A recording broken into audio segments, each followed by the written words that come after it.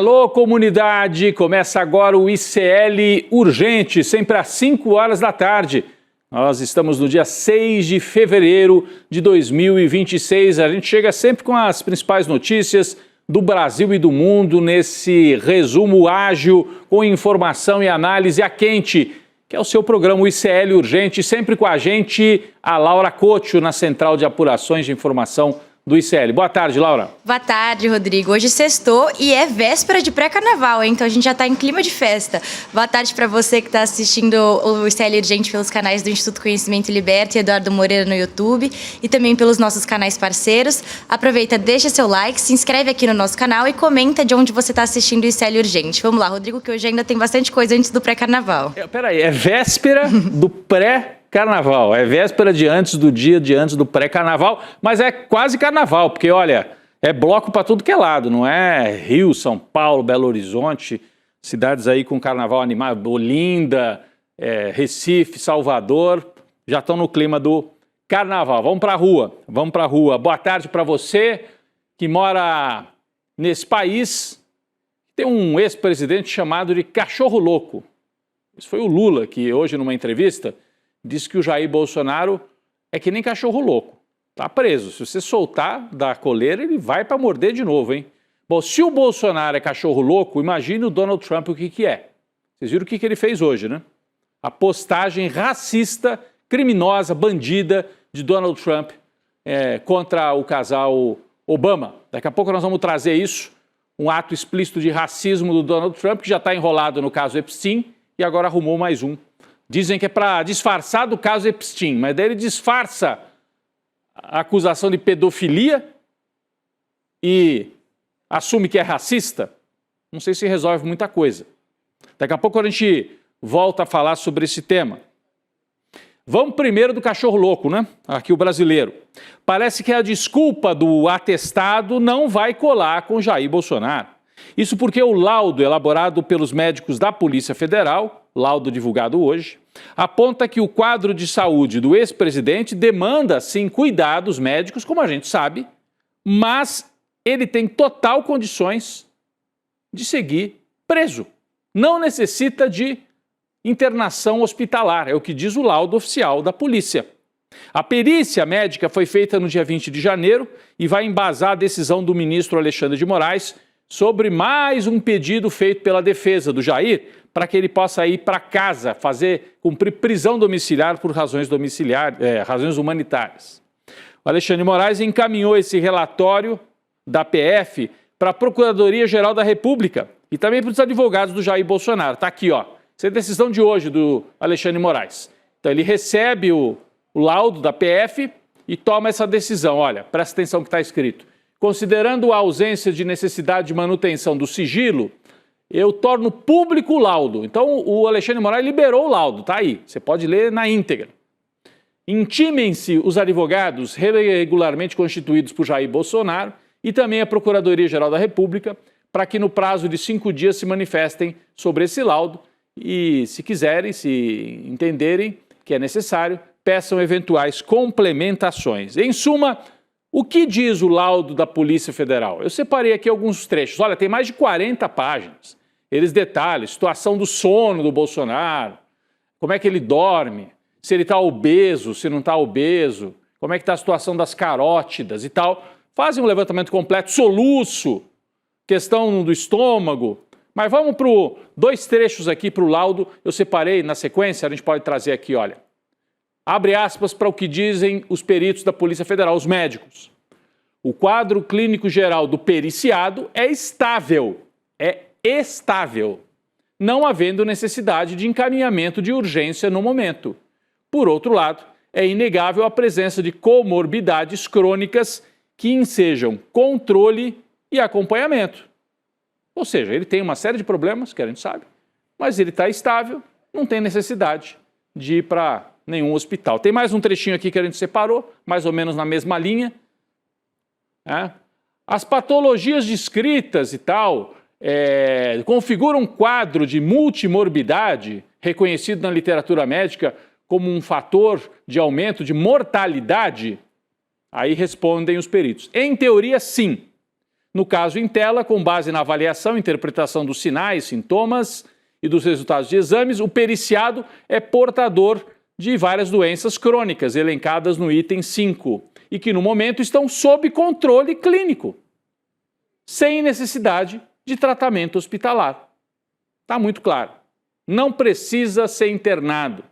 Tem que fazer acompanhamento e o laudo, eu não vou trazer tudo aqui porque é longuíssimo, mas diz, ele precisa de acompanhamento, ele tem médicos, inclusive o laudo mostra as condições da enfermagem, do setor de saúde lá da Papudinha, mostra que o Bolsonaro do lado da cama tem assim um lugar para ele segurar, para ele não cair da cama mais, que nem ele caiu lá outro dia, mostra que ele tem uma situação boa, estrutural, que permite que ele siga internado. Mas quem vai tomar essa decisão é o Alexandre de Moraes. Por isso que agora, com base nesse laudo, ele pede que os advogados falem, que a procuradoria fale e ele vai tomar a decisão. Está me parecendo que ele vai manter preso, porque o laudo não traz nenhum quadro que indique necessidade de ir para casa e nem ir para hospital nenhum. Esse aí é o quadro. Sem atestado.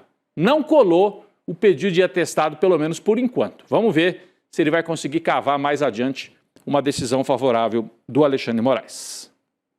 Falando no Jair, quem não perdeu a chance de tirar uma lasquinha do presidiário foi o presidente Lula. Em entrevista à TV Aratu da Bahia, hoje, Lula chamou o Bolsonaro de cachorro louco. Abre aspas aqui para a entrevista, a gente não pode usar, foi uma entrevista para uma televisão, uma retransmissora lá da Bahia, mas a gente tem a transcrição, vamos lá, abre aspas.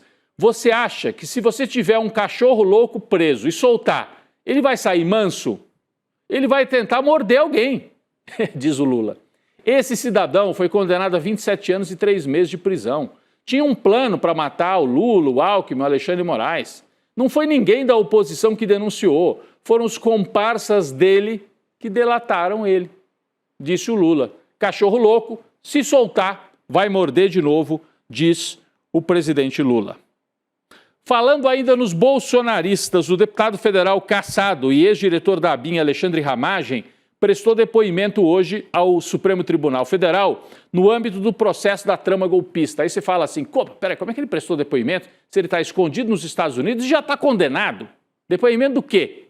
Nós vamos explicar. A sessão ocorreu por videoconferência, já que o Ramagem está foragido lá nos Estados Unidos desde setembro e a Laura tem outras informações justamente para esclarecer essa minha pergunta, né, Laura? Por favor. Rodrigo, vamos retomar essa história do Ramagem. Em setembro do ano passado, o Alexandre Ramagem foi condenado a 16 anos de prisão pelos crimes de organização criminosa armada, tentativa de abolição violenta do Estado Democrático de Direito e golpe de Estado.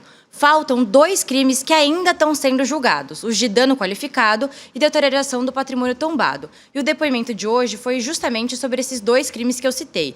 Isso porque enquanto o Ramagem ainda ocupava a vaga de deputado, ele conseguiu barrar o julgamento, já que essa suposta prática dos crimes aconteceu depois da diplomação do mandato dele na Câmara. Agora, com a cassação do mandato, o ministro Alexandre de Moraes retomou o julgamento. E no depoimento de hoje, o Ramagem negou ter monitorado as autoridades no período em que ele foi diretor-geral da ABIN e ainda disse que o ex-presidente Jair Bolsonaro nunca pediu a ele nenhuma ação a partir do uso daquele sistema de geolocalização israelense, o First Mile, Rodrigo. Perfeito, Laura. Agora deu para entender bem. Ele tinha sido julgado por 3 crimes, 2 ficaram de fora porque ele era deputado, lembra? Aí, como ele era deputado, não podia ser julgado naquele momento enquanto estava no mandato. Acabou o mandato, ele foi inclusive cassado, agora estão julgando pelos outros 2 crimes, apesar dele estar foragido, né? Mesmo que seja condenado, vai seguir escondido lá até que seja extraditado para o Brasil. Mas é importante a gente registrar. Vale lembrar que Ramagem é alvo de outra investigação da Polícia Federal que apura justamente como é que ele saiu foragido do Brasil. A suspeita é de que tenha deixado o país de forma clandestina através da Guiana e depois seguido para Miami, nos Estados Unidos. Falando ainda dos bolsonaristas, eles querem chapa pura na maioria dos estados na eleição de 2026. E isso está criando mais ruído ainda em São Paulo. Olha, o Tarcísio já ficou naquela, vou ser candidato a presidente, não vou, queria o apoio do Jair, não teve. Agora ele se conformou em ser candidato a governador, mas mesmo para governador, os bolsonaristas estão botando uma pressão em cima do Tarcísio de Freitas. Ele enfrenta uma série de atritos e negociações com os bolsonaristas. Laura traz outras informações sobre esse fato também. Laura. Rodrigo, parece que o Tarcísio vai ter que se ajoelhar de novo para a família Bolsonaro. Isso porque há uma ofensiva liderada pelo Flávio Bolsonaro, que é pré-candidato a presidente, para que o Partido Liberal tenha candidatos próprios aos governos estaduais, a tal ideia de chapa puro sangue, Rodrigo. Ou seja, isso amplia a cobrança para que o Tarcísio migre para a legenda do Jair Bolsonaro, ou PL, já que o governador atualmente pertence ao Partido Republicanos. O problema, Rodrigo, é que o Tarcísio está resistindo a essa troca de partido. Os motivos são bem claros. Primeiro, que o governador de São Paulo não quer se portar como um bolsonarista radical, porque isso pode afastar o apoio de partidos do Centrão. Além disso, a sigla do ex-presidente está buscando desbancar o PSD do Gilberto Kassab e indicar um vice próprio na corrida à reeleição do Tarcísio em São Paulo, Rodrigo. Só, Laura, o PL quer tudo para eles. Eles querem. O Tarcísio tem que se filiar ao partido e que o vice também seja do PL e não o Kassab, por exemplo, que quer ser o vice do Tarcísio estando no PSD. Isso vai gerar muito atrito. Será que os bolsonaristas teriam coragem de romper com o Tarcísio e lançar uma candidatura própria, uma outra candidatura de direita? Olha, não está totalmente descartado, porque, como disse o Lula, estamos falando da turma dos cachorros loucos. Tem mais, a disputa pelo Senado é outro ponto sensível em São Paulo, hein? O plano do PL é lançar 2 nomes ligados à direita bolsonarista. Inclusive, um deles, na origem, era o Eduardo Bolsonaro, né? Agora ninguém sabe se ele vai poder ser um desses 2 candidatos. Está nos Estados Unidos, será que ele seria candidato mesmo estando fora e tal? Vamos ver. Mas a ideia de ter os 2 nomes do PL para senador desagrada o Tarcísio. Ele prefere que um dos candidatos ao Senado seja um homem de confiança dele, o Guilherme Derrite, ex-secretário de Segurança Pública. Ele é filiado ao Progressistas, né, o partido PP. A avaliação do governador é de que lançar um nome de fora do PL seria uma forma de neutralizar a esquerda, de trazer o centrão também para essa disputa. Apesar do Derrite ser super de direita, não é um moderado, é um homem de direita, mas não é do PL. E isso basta para gerar desconfiança e ruído do lado dos bolsonaristas. Olha só como eles estão desconfiados de todos e de tudo. Eles querem que todo mundo se ajoelhe e fique com, assim, totalmente dependente da família Bolsonaro. Vamos para o outro lado do tabuleiro político, o lado do presidente Lula, que também está montando seus palanques, né?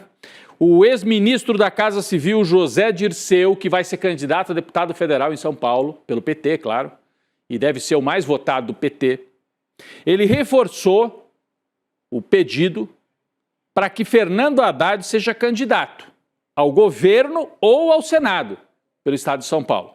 Dirceu afirmou que, sem Alckmin na disputa paulista, a presença do Haddad é mais do que necessária.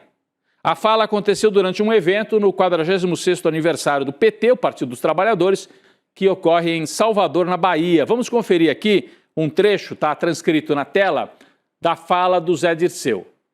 Eu defendo há muito tempo que ele, o Haddad, seja o nosso candidato, já que o Geraldo Alckmin, no meu entendimento, deve continuar como vice-presidente, afirma o Dirceu. Porque isso foi um fato político, uma espécie de um contrato que nós assinamos com a sociedade brasileira. A aliança entre Lula e Alckmin para criar as condições para vencermos a eleição. Eu concordo bastante com a avaliação aqui do Zé Dirceu. Eu acho um erro, um perigo, tirar o Alckmin da vice do Lula. O Alckmin é um homem que vem do campo conservador, mas se mostrou extremamente confiável, leal, né? E deu certo. E sabe administrar, tem experiência. Para que mexer na vice? Ah, para colocar alguém do MDB. E não aprenderam com o Temer, que era o vice da Dilma, e assim que pôde, foi para o golpe? Eu manteria o Alckmin ali na vice e acharia uma outra alternativa em São Paulo, com o Haddad para o Senado, talvez, ou para governador, e montar uma chapa forte em São Paulo, como diz o Zé Dirceu. Vale lembrar que o presidente Lula afirmou numa entrevista ao UOL que Geraldo Alckmin, Fernando Haddad e também a ministra do Planejamento, a Tebet, podem ser candidatos na chapa do campo lulista em São Paulo. Lula, inclusive, disse que Haddad e Alckmin sabem que tem um papel a cumprir no estado de São Paulo. Ou seja, o Lula quase que está querendo empurrar o Alckmin também para a candidatura. Vamos aguardar. A gente trouxe ontem, inclusive, uma matéria dessa possível aliança entre PT e MDB nas eleições nacionais. O acordo envolveria entregar o cargo de vice para o partido, para o MDB, assim enviando o Geraldo Alckmin para São Paulo. O problema é que o próprio MDB não tem um alinhamento integral com o governo Lula. Isso já é muito claro, né? O placar é desfavorável. Dos 27 diretórios MDBistas, os 26 estados mais o Distrito Federal, 16 se posicionam contra o apoio à reeleição de Lula. Somente 11 são a favor. Está na manchete aqui, ó. O levantamento foi feito pela CNN. 16 a 11 contra o Lula. Entre os quadros que são a favor de uma aliança com Lula, estão os 9 estados do Nordeste e mais Amazonas e Pará. Fora disso, o MDB é oposição. É oposição. Rio Grande do Sul, Paraná, São Paulo, Santa Catarina, Distrito Federal, Mato Grosso do Sul. Então, essa aliança aí não tem muita chance de prosperar, né? Em estados como São Paulo, Minas, Rio, eles se colocam contra o presidente Lula. Além disso, parte da cúpula do MDB diz que a tendência é que o partido fique neutro até por essa configuração que a gente acabou de mostrar. Ainda no Centrão, vamos trazer notícias sobre um encontro estranho, suspeito, ocorrido no aeroporto. Olha essa, gente. Está aqui na manchete do ICL Notícias, né? Aliás, foi uma imagem exclusiva obtida pela equipe do ICL. Ciro Nogueira, presidente do Progressistas, encontrou na noite dessa quinta-feira, ou seja, ontem, os empresários Haran Santiago e Danilo Coelho de Souza, que são alvos da Operação Carbono Oculto na Polícia Civil do Piauí. Olha a foto aí na tela, gente. Ele até sorriu, ele percebeu que tinha gente fotografando, olha lá. Sorriu para a câmera, hein, ô Ciro? Dá um sorrisinho aqui, ó. Isso. Pegaram o flagra. Bom, a investigação da Polícia Civil no Piauí apura se esses dois aqui que aparecem na foto com o Ciro Nogueira participam de um esquema de lavagem de dinheiro envolvendo postos de combustível, que, segundo as autoridades, atendiam também a facção criminosa PCC. Laura, que flagrante foi esse, Laura? Rodrigo, o Ciro Nogueira e os outros 2 alvos da operação, eles se encontraram no aeroporto de Brasília enquanto embarcavam para Teresina, no Piauí. E como você mencionou, o ICL Notícias teve acesso com exclusividade a essa foto que a gente está mostrando na tela, para quem está acompanhando por vídeo, e o Ciro está conversando com os 2 empresários no local. Mas a pergunta é, quem são esses 2 que você citou, Rodrigo, e que aparecem do lado do Ciro Nogueira? Os 2 empresários são o Haran Sampaio e o Danilo Souza. Eles são ex-proprietários da rede de postos HD, que é apontada nas investigações da polícia como um possível núcleo do esquema criminoso de combustíveis no estado do Piauí. E tem mais, Rodrigo. Conforme a apuração do ICL Notícias, o Haran Sampaio pagou R$230 mil para o Vitor Linhares de Paiva. E quem é esse cara? Ele é ex-assessor, aliado político e compadre do Ciro Nogueira. O Linhares também foi alvo dessa mesma operação aí, a Carbono Oculto 86, Rodrigo. Importante. Olha, é importante também trazer a resposta, né? O ICL Notícias ouviu Haran Sampaio, um dos 2 que aparece ali na foto, e nós vamos trazer aqui a resposta dele, está aqui no telão, entre aspas, Haran Santiago. Ontem, no retorno a Teresina, houve um encontro casual com diversas personalidades políticas do estado, no embarque do aeroporto de Brasília, onde estávamos fazendo uma conexão. Cumprimentamos o senador Ciro Nogueira, assim como cumprimentamos outros senadores, ministros, deputados, diversas outras autoridades e pessoas que residem em Teresina e que conhecemos. Foi apenas isso. Está feito o registro. De qualquer maneira, talvez uma infeliz coincidência para o Ciro Nogueira e para os outros 2 investigados aí. Bom, o Ciro Nogueira, vamos falar ainda dele, como um bom membro do Centrão, negocia com todo mundo. Não sei se com a polícia também, mas isso é outra história. Agora vamos falar de política. Olha, o Ciro Nogueira, que batia no peito para defender bolsonarismo e tal, abriu negociação com o Lula. O presidente do PP participou de um encontro não oficial com o presidente Lula no dia 23 de dezembro, um dia antes da véspera ali de Natal. Só vazou agora esse encontro ocorrido entre Ciro Nogueira e Lula. Está na manchete também do ICL. Laura Couto. Rodrigo, essa reunião aconteceu na Granja do Torto e foi a pedido do Ciro Nogueira, mas também contou com a participação do presidente da Câmara, o Hugo Motta. A conversa teve como objetivo reaproximar o Lula e o cacique do Centrão, o Ciro Nogueira, sob mediação do Hugo Motta. Não que isso tenha feito alguma diferença, né, Rodrigo? Mas, enfim, o Ciro Nogueira também procurou o presidente Lula em busca de renovar o mandato dele de senador pelo Piauí, que é o estado governado pelo PT. E em troca dessa ajudinha, o Ciro prometeu uma neutralidade do PP na disputa presidencial, ou seja, sem qualquer aliança formal com o pré-candidato do PL, o Flávio Bolsonaro. Importante isso, né, Rodrigo?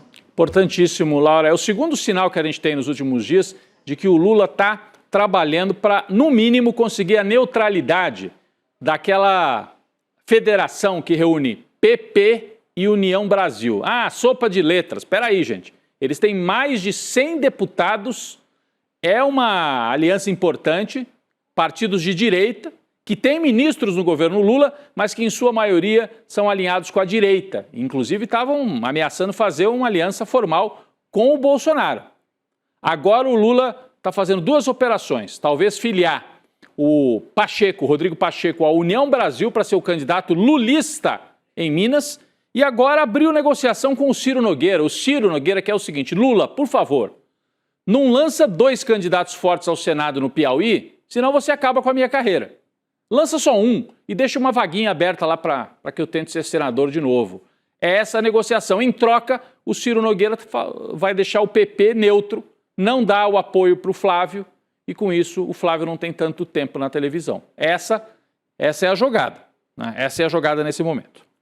Atualizações também do caso Master. A PF deflagrou hoje uma operação contra supostas irregularidades na gestão de recursos do regime próprio de previdência social no estado do Amapá. A apuração envolve a aplicação de 400 milhões de recursos da Previdência do Amapá em títulos do Banco Master, numa operação considerada de alto risco. Ou seja, lembra que o pessoal no Rio de Janeiro, o governo lá do Cláudio Castro fez isso também? Pegou dinheiro do funcionário público e aplicou em título podre do Banco Master.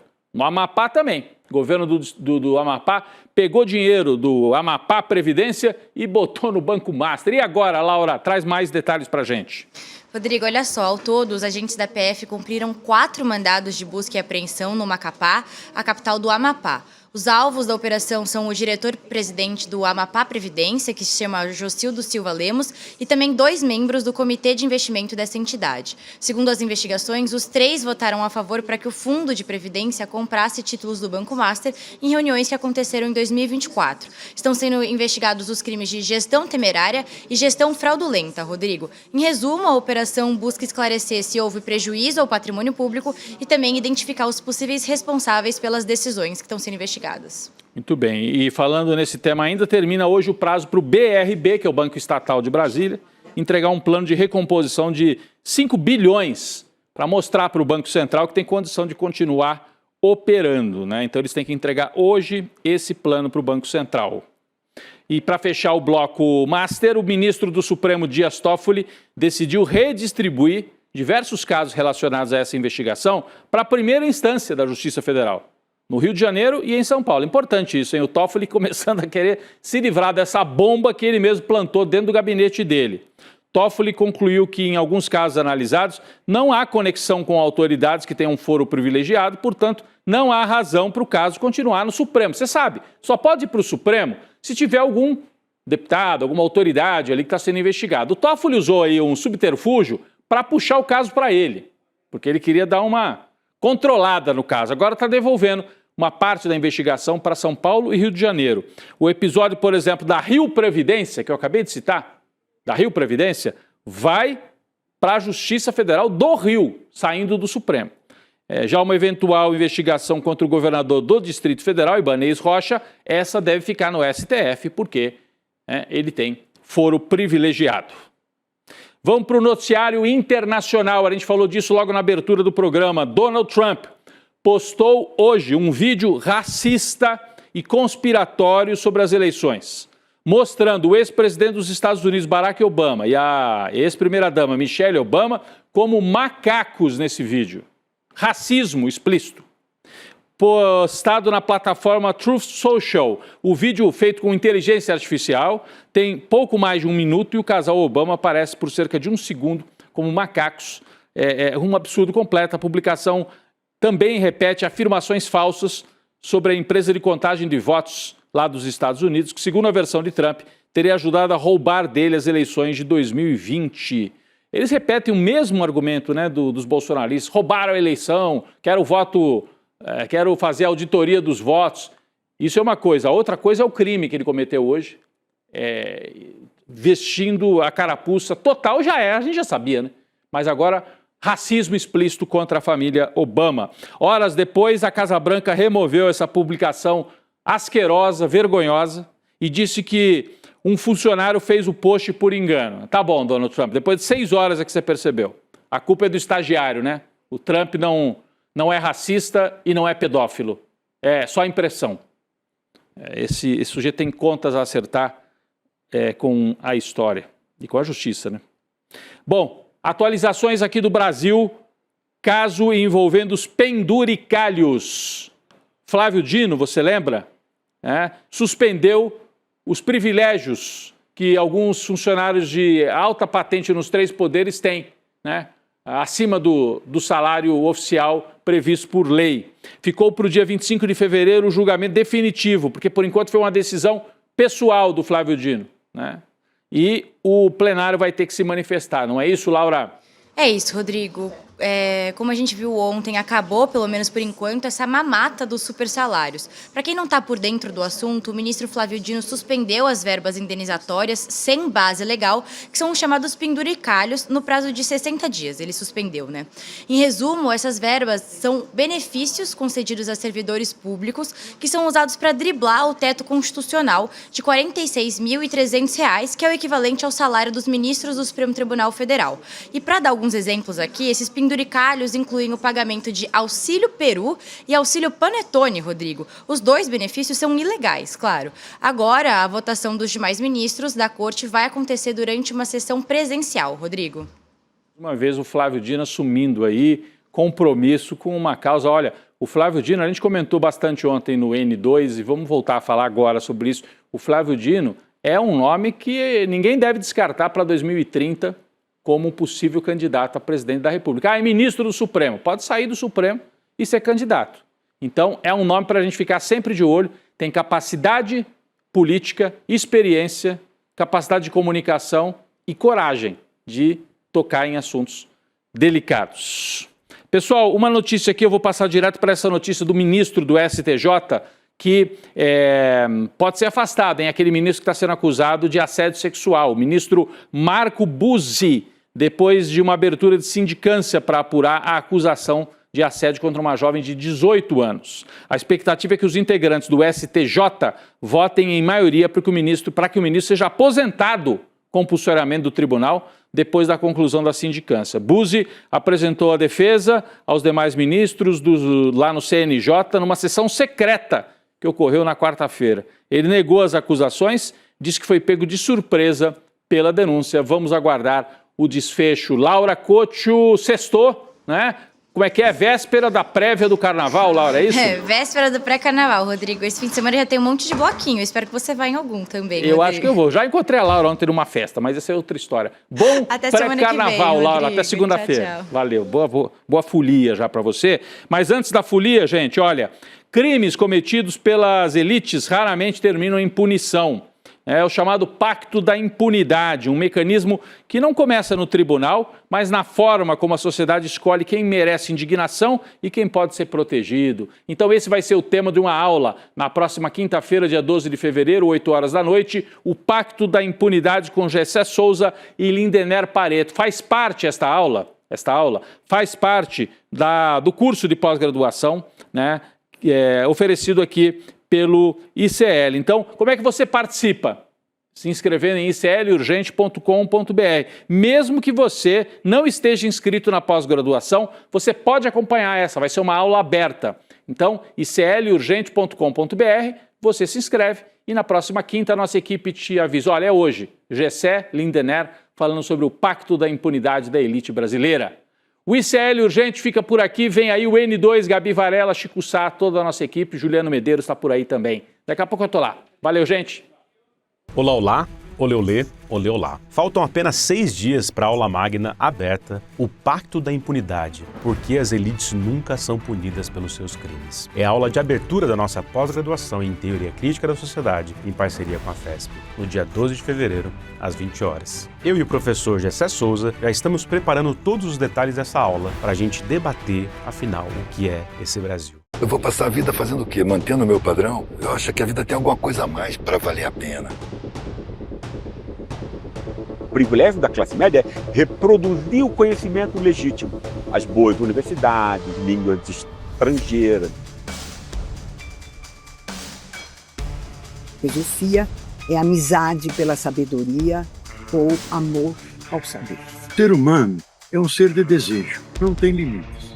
Aqueles que lutam pela vida, lutam por Jesus, ainda que nele não tenham fé. We don't have a sharing of wealth, sharing of power, and sharing of status, even a sharing of dignity, as I say. The events of 1945 led to the establishment of the Doomsday Clock. With the question of capitalism's tendency. Noi produciamo una ricchezza crescente, ma qual è il problema dell'economia? I am the eldest daughter, boxing legend Muhammad Ali.